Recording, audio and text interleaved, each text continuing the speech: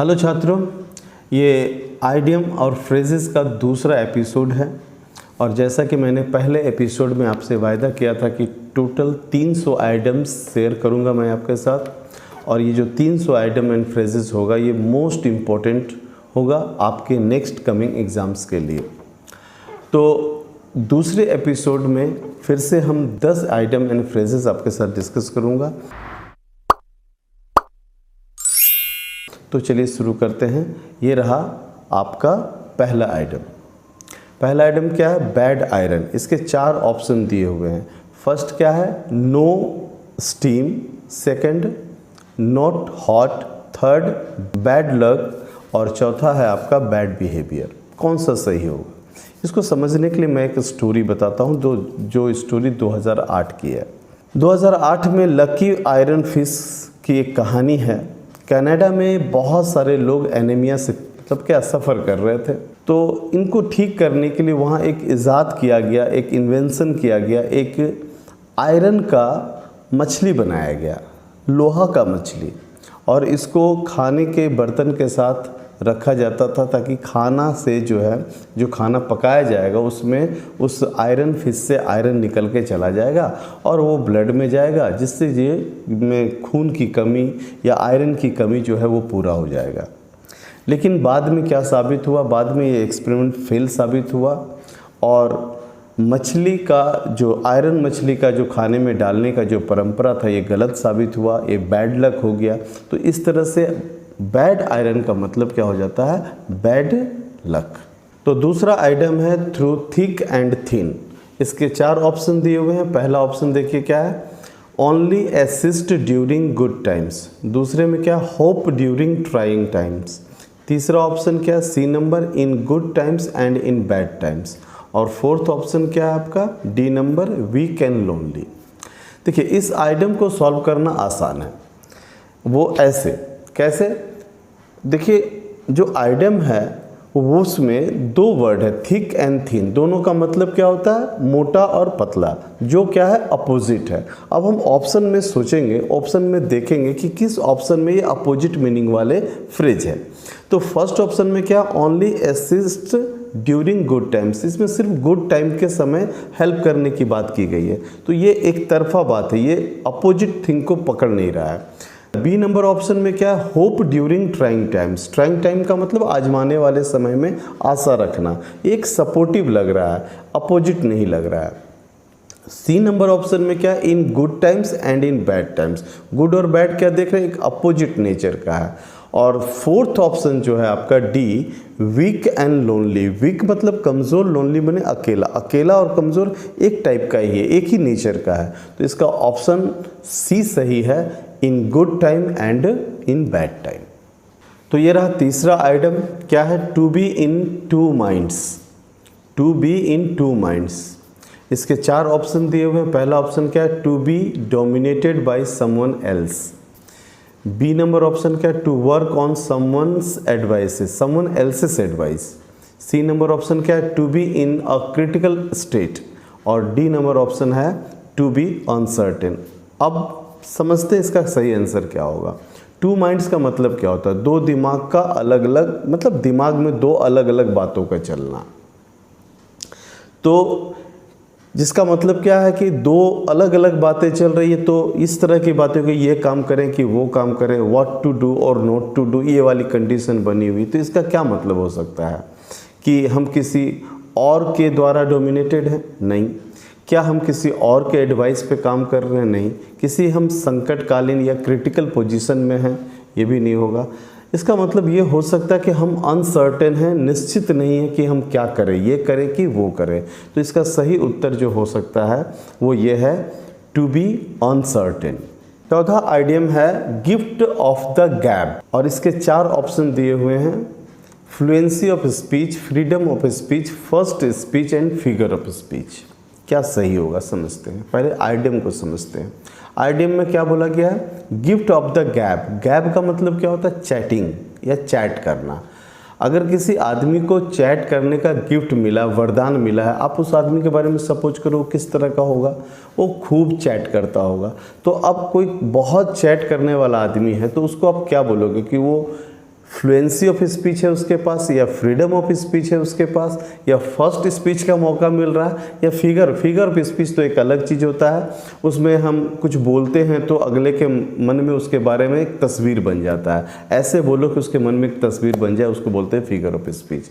First speech होने का कोई चांस नहीं है। फ्लुएंसी ऑफ स्पीच मतलब अगर कोई चैटिंग में माहिर है, उसको इसका वरदान मिला है, तो उसको हम फ्लुएंसी ऑफ स्पीच बोलेंगे। तो सही उत्तर क्या होगा? Fluency of speech. तो ये रहा पांचवा आइडियम।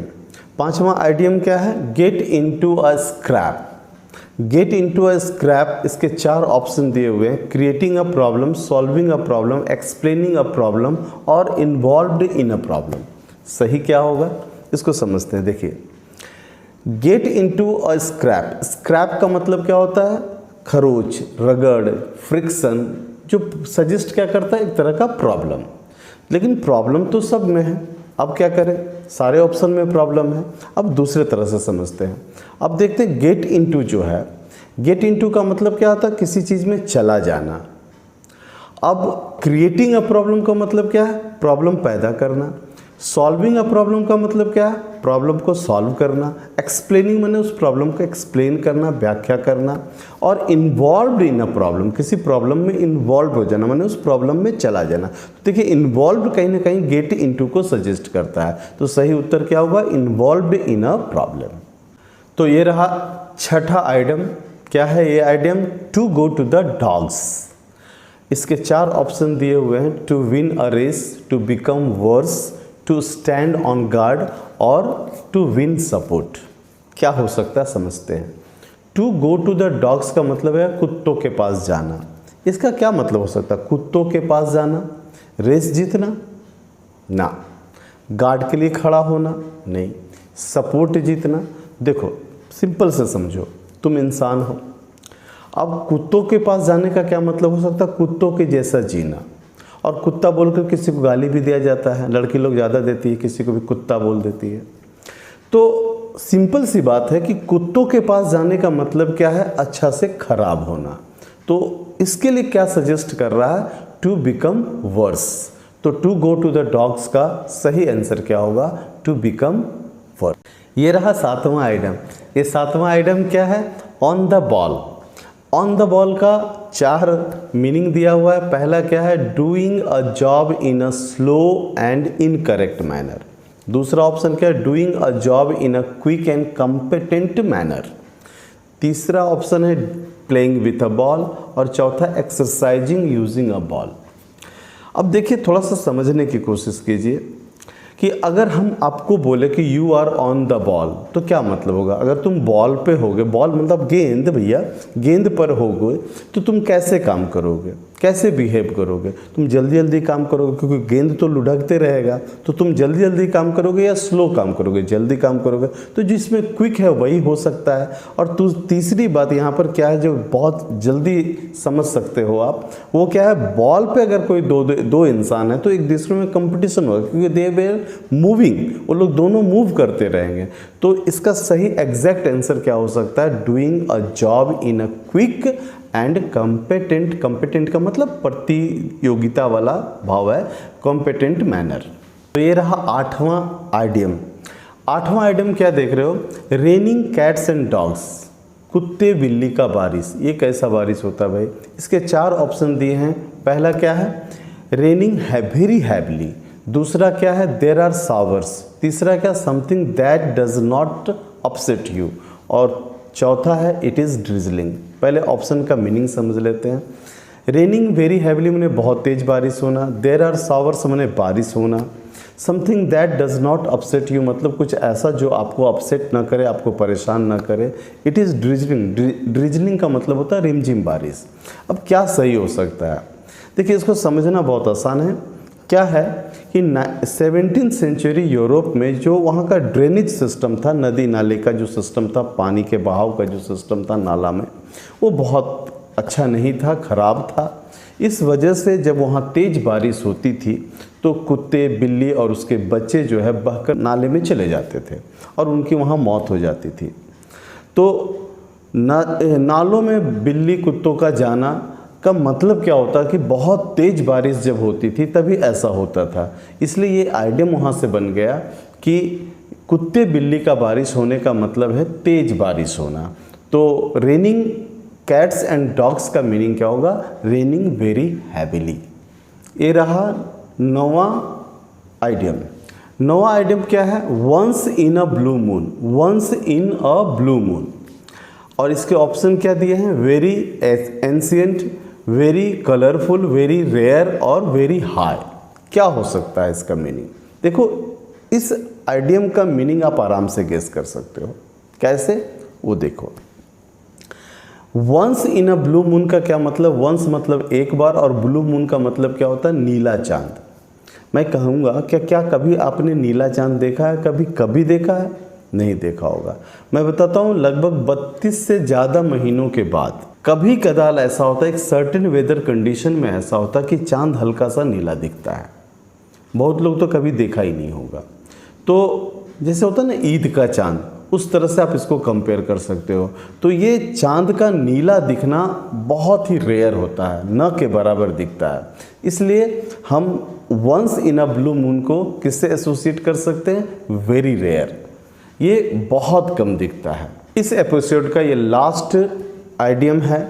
ये क्या है? Hit the jackpot. इसके 4 ऑप्शन दिए हुए हैं। Found a piece of gold, harm the opportunity, receiving a reward, और चौथा ऑप्शन क्या है? Gaining a big success. अब इस चारों ऑप्शन में कौन सही होगा? पहले समझते हैं हिट द जैकपॉट का क्या मतलब होता है। देखिए, जैकपॉट का मतलब क्या होता है? किसी गेम में फाइनली जो बड़ा प्राइज मिलता है, सबसे बड़ा प्राइज मिलता है, उसको हम लोग जैकपॉट कहते हैं। अब इस जैकपॉट को हिट करने का क्या मतलब हो सकता है? बड़ा सोना का एक टुकड़ा पा लेना, या अवसर खो देना, या कोई रिवार्ड पाना, या फिर एक बड़ा सक्सेस हासिल करना। देखो, हिट द जैकपॉट का 2 ही मतलब होता है। एक होता है बड़ा प्राइज जीतना या बड़ी कामयाबी हासिल करना। तो इससे बड़ा प्राइज जीतना ऐसा तो कुछ है नहीं।